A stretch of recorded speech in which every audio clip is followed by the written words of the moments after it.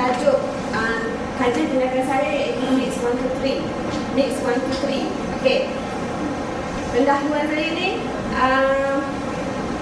berdasarkan pengalaman, refleksi pengalaman lalu. Sepanjang menjalani term fasa 1, 2, 3 dan internship selama 1 bulan, saya telah banyak menjalankan aktiviti mewarna dalam bidang menggambar, iaitu aktiviti mewarna. Semasa aktiviti tersebut dijalankan, saya dapati timbul banyak masalah yang sama yang murid saya buat, seperti mewarna sesuka hati dan mewarna itu sekadar siap sahaja, kekemasan yang tiada, dan secara tak langsung lukisan yang dihasilkan itu tidak menarik. Dekat sini saya fokus kat sini ialah tidak mempunyai kemahiran mewarna dengan baik, tidak diberi pendedahan mewarna sejak awal, teknik mewarna yang salah, hasil karya yang tidak menarik. Contoh karya murid yang saya tunjuk kat sini ialah kesalahan yang murid lakukan ialah penggunaan warna yang tidak sesuai, tidak memenuhi ruang dan tidak searah, dan juga tidak kemas. Yang saya bulatkan yang pertama tu, warna tu dia tidak memenuhi ruang, terdapat ruang putih lagi yang ada dekat lukisan tu. Yang kedua tu, warna dia ialah tidak kemas. Dia warna tidak kemas, rasa melebihi garisan. Yang lukisan ketiga ni lukisan tidak kemas dan tidak searah. Kalau perasan dia ada pergi ke arah sini, ke arah sini, di pelbagai arah warna tu. Okey, masalah murid ketika aktiviti mewarna, saya ditekankan kepada 3 aspek, iaitu mewarna, teknik dan kesan. Dalam aspek mewarna, pertama sekali murid saya tidak memenuhi ruang. Dia mewarna tidak memenuhi ruang dan ada ruang kosong yang seperti gambar tadi, tidak searah dan keluar daripada garisan. Untuk teknik pula, saya dapati murid tiada kemahiran mewarna, lepas tu cara memegang pensel yang salah, dan murid juga tidak menghasilkan tone warna. Kesan dia ialah lukisan tidak menarik, kelihatan flat dan tidak realistik. Tidak realistik itu bermaksud tidak menyerupai rupa yang sebenar. Okay. Refleksi sorotan literatur menurut Rosluddin, Muhammad Jamil, Muhammad Taslim dan Manan dalam buku HPAE 1103 Pengenalan Pendidikan Seni Visual 2007, dia telah mengambil pendapat John Dewey 1859 hingga 1952 yang menyatakan aktiviti seni merupakan satu pengalaman kepada kanak-kanak, memberi kebebasan kepada kanak-kanak menyusun pengalaman untuk mencerdaskannya dalam kurungan interpretiviti dan pemikiran. Begitu juga dengan Nangsing. Nangsing turut menyatakan bahawa seni dapat mengembangkan potensi pemikiran sikap dan psikomotor. Di sini saya ingin bercakap sedikit mengenai aktiviti mewarna. Sebenarnya peranan ibu bapa pada peringkat awal adalah sangat penting. Kerana murid-murid pada peringkat awal, iaitu di peringkat prasekolah, kalau bukan prasekolah pun umur 3-4 tahun dah mula pandai memegang pensel warna. Dan kalau ibu bapa lah, dia akan perasan anak dia akan pegang pensel dan conteng ke bahagian dinding ke, cadar ke, pintu ke dan sebagainya. Oleh itu saya ingin menyatakan 4 kepentingan yang ataupun peranan ibu ataupun guru lah untuk anak-anak mereka, iaitu pertama ialah mengenal warna. Apabila kanak-kanak mula belajar mewarna, langkah pertama yang harus diutamakan ialah cara budak tu dia pegang pensel. Kalau pegang pensel macam ni dah salah. Kalau aktiviti menulis pun apa yang ditegaskan ialah cara memegang pensel.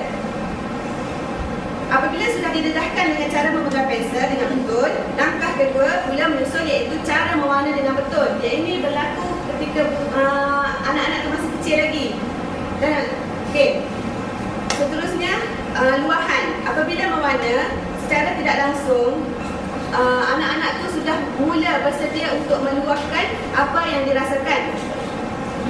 Dia akan mula menconteng dan melakar pada kertas putih mengikut perasaannya. Jika perasaannya stabil, dia akan mewarna kemas, dan sebaliknya jika pada masa yang jika tidak stabil.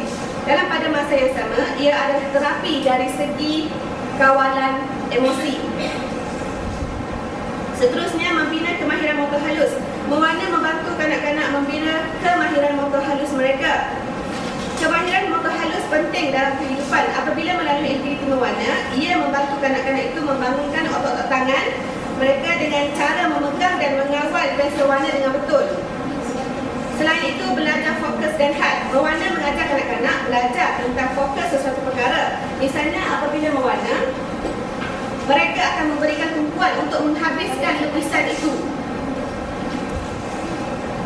Selain itu, mereka juga belajar tentang hak, iaitu tidak mewarna di luar garisan yang telah diletakkan.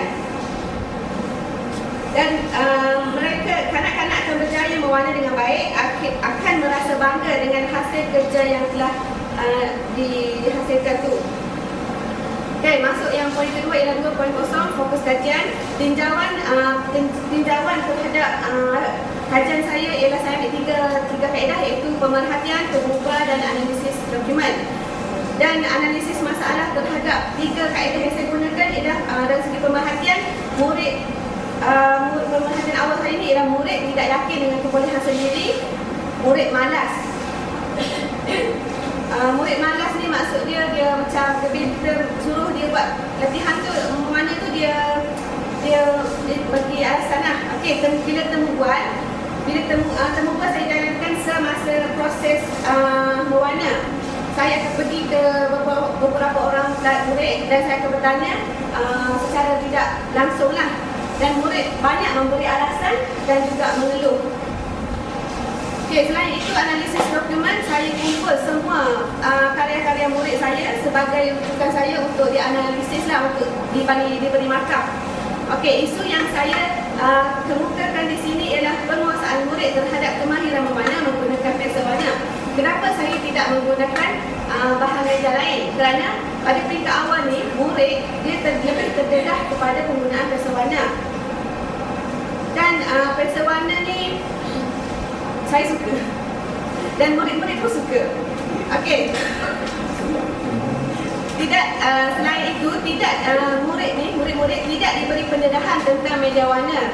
Sebab bila saya pergi kat sekolah tu, saya dapati murid suka-suka je pakai warna apa yang pantang dengan perkataan kita mewarna hari ni. Murid, cikgu saya nak guna crayon, cikgu saya nak guna pen, cikgu saya nak guna marker, saya nak guna magic, semua habis semua kata dia nak guna. Dan saya tetap kat situ, cikgu nak guna pensel warna sahaja. Okey, fokus kajian mix 1, 2, 3 ni, mix 1, 2, 3 ni, ia membantu meningkatkan kemahiran mewarna, menghasilkan pewarna melalui teknik tekan lepas. Saya bertekad untuk meneruskan kajian saya berkenaan teknik mewarna, memandangkan ia mempunyai unsur kebolehtakbiran, kawalan dan kebolehgunaan. Kebolehtakbiran ni sebelum saya menjalankan aktiviti, sebelum saya menjalankan kajian, saya telah bertanya kepada pihak pentadbir dan meminta untuk diluluskan apa yang saya nak buat ni. Okey, alhamdulillah dapat. Dan saya kawalan ni pula murid yang terlibat dalam kelas dan masih dikawal. Kebolehgunaan ni boleh digunakan di mana-mana dan siapa saja boleh gunakan bahan kajian saya. Seperti contoh, bahan kajian saya telah digunakan oleh rakan saya dalam aktiviti banking di Sekolah Kebangsaan Cina. Aktiviti itu bertujuan untuk memperbaiki kemahiran mewarna, untuk menghantar pelajar tu, murid tu ke pertandingan di luar peringkat negeri. Okey, seterusnya tindakan. Pertama sekali tindakan yang saya lakukan ialah menguji. Menguji ini adalah secara pemerhatian, iaitu latihan asas pertama. Pertama sekali saya akan edarkan kertas dan murid akan mewarna tanpa sebarang bantuan dan bimbingan daripada saya. Dari situ saya dapat membuat keputusan dan mengenal pasti apa masalah yang dihadapi. Kemudian saya memperkenalkan berwarna. Pengenalan berwarna adalah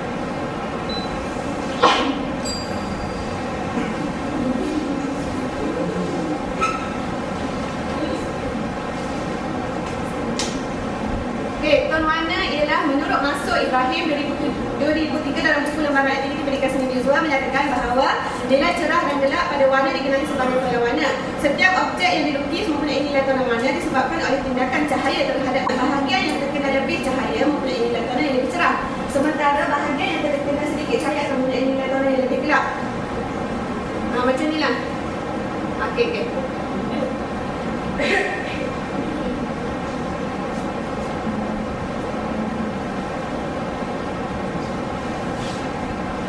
Okey, selain itu, selain saya memperkenalkan tona warna, saya juga menunjukkan beberapa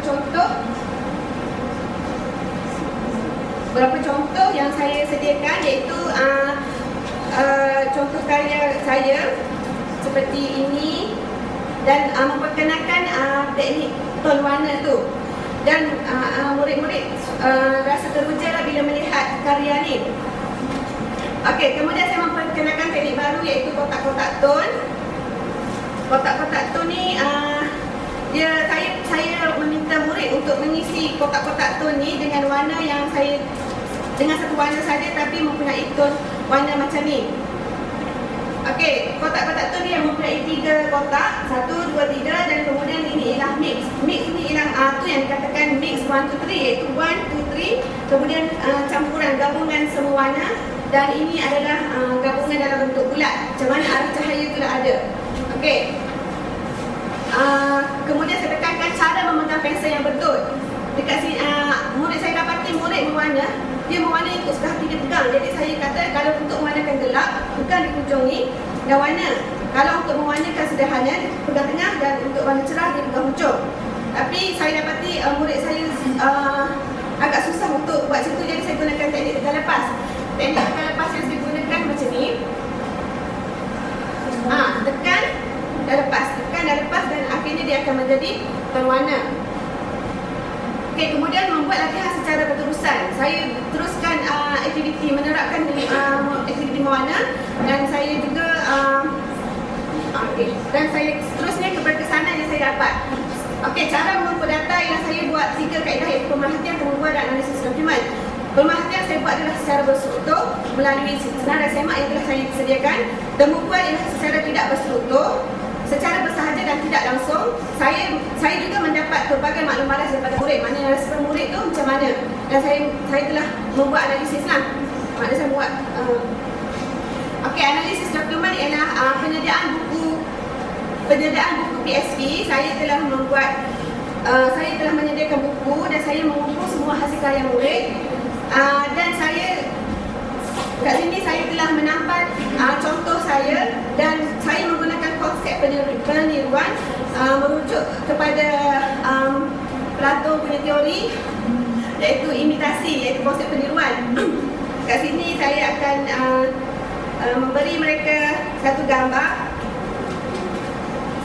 contoh gambar, dan mereka akan meniru. Markah akan diberikan.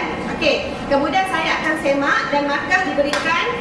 Saya akan, selain markah, saya juga memberi grade ataupun grade lah, iaitu excellent, very good dan good. Untuk excellent akan diberikan ganjaran. Begitu juga dan seterusnya, tapi makin berkurang lah kalau good tu kategori C. Okey, kemudian analisis dan interpretasi data. Pemerhatian awal yang saya lakukan ialah saya buat dalam 2 aspek, iaitu kemahiran mewarna dan penggunaan ton warna. Saya dapati murid semuanya lemah dalam kemahiran mewarna dan penggunaan ton warna. Oleh itu, setelah saya membuat kajian, saya dapati pemerhatian saya beransur pulih, dan saya dapati murid sudah boleh mewarna dengan baik. Semuanya tinggi. Okey, kaedah temubual yang saya lakukan dari segi guru ialah guru lain sebelum ni memandang remeh subjek PSV dan mengajar secara tidak bersungguh-sungguh. Untuk murid pula, saya buat temubual, mereka menyatakan minat mewarna tetapi malas, suka memberi alasan yang tidak munasabah, dan suka mengeluh dan membuat bising. Hasil karya yang saya dapati sebelum ini ialah lukisan yang tidak menarik. Murid sendiri yang menyatakan tentang hasil karya mereka. Lukisan yang tidak menarik, mewarna sesuka hati dan tidak berpuas hati terhadap lukisan yang dihasilkan. Selepas saya jalankan kajian, murid berlaku perubahan dari semasa ke semasa. Ton warna dapat dihasilkan dan karya kelihatan lebih cantik dan realistik. Ini analisis dokumen. Murid saya pilih yang terbaik dan yang tu. Okey, ini adalah pada peringkat awal dan itu saya perkenalkan tone dan itu adalah selepas kajian saya buat. Macam ni lah. Okey, refleksi kajian objektif alhamdulillah tercapai. Murid berjaya mengaplikasikan kaedah dan teknik yang dengan baik. Minat dan bakat murid berjaya perkembangkan seiring dengan objektif yang disasarkan. Hasil karya murid lebih cantik, kemas dan realistik. Cadangan untuk kajian lanjutan, saya ingin memperkenalkanlah campuran warna. Campuran warna seperti macam ni. Saya nak buat macam ni, campuran warna. Maknanya warna 1, warna 2 dan buat gabung. Dia tadi satu warna sahaja tapi dia mempunyai tone. Yang ni pun sama. Okey, menambahkan bilangan penglibatan murid, memperbanyakkan latihan mewarna, mengadakan pertandingan sama ada di sekolah ataupun di luar sekolah, memberi penugahan positif dalam bentuk ganjaran. Sekian, terima kasih. Majlis mengucapkan terima kasih kepada saudari Puan Fatimah Zahra atas pemutaran sebentar tadi. Seterusnya majlis dibuka untuk sesi soal jawab. Dipersilakan.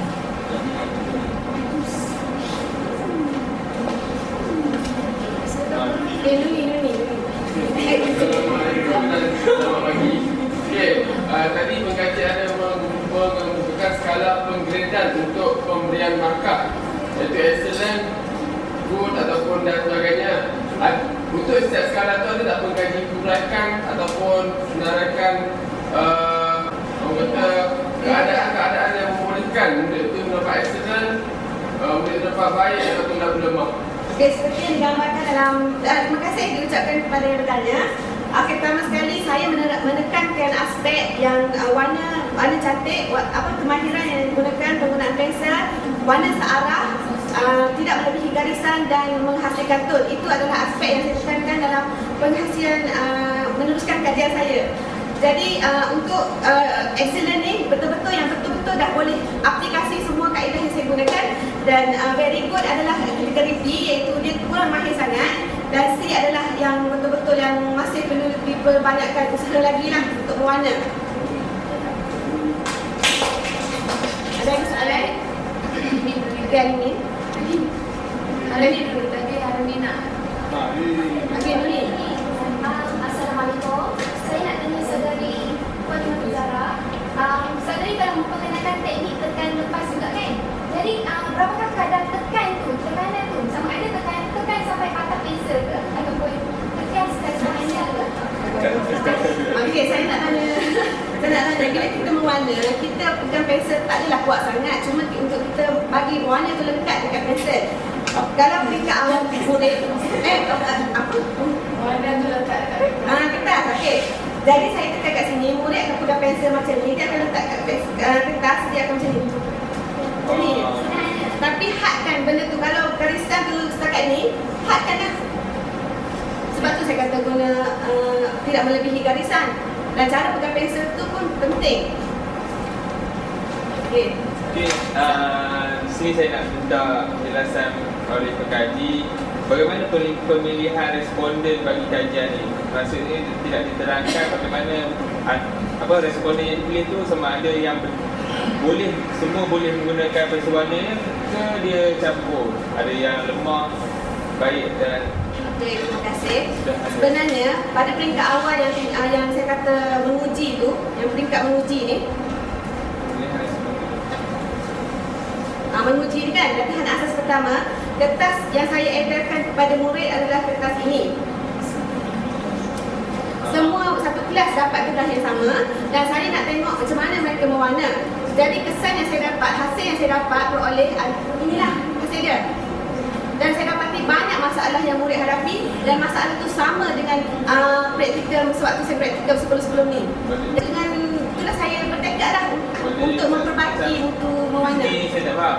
Apa responden tu sama ada satu kelas tu ke ambil sebahagian? Okey, memang saya guna untuk satu kelas dan saya dapati semua murid sama dan saya akan memilih 5 secara rawak sahaja. Dan saya bila masuk kelas saya akan asingkan 5 orang tu dan semua buat yang sama, aktiviti yang sama. Okey, saya lagi satu soalan. Okey, berdasarkan apa yang telah diterangkan, pengaplikasian teknik tekan dan lepas ni hanya untuk objek yang flat, maknanya tidak ada struktur. Okey, jika nak aplikasikan kepada contoh bunga depan ni, nak kena aplikasikan pelbagai arah. Jadi teknik ini diajar ke tidak untuk murid-murid atau untuk responden bagi objek yang berstruktur, bukan hanya yang flat. Okey. Sama je. Kalau tak percaya, try lah buat dekat kertas. Sebab memang boleh, tekan lepas dia boleh melengkung. Betul, saya selama ni, selama saya membesar memang itulah aktiviti saya buat. Dan saya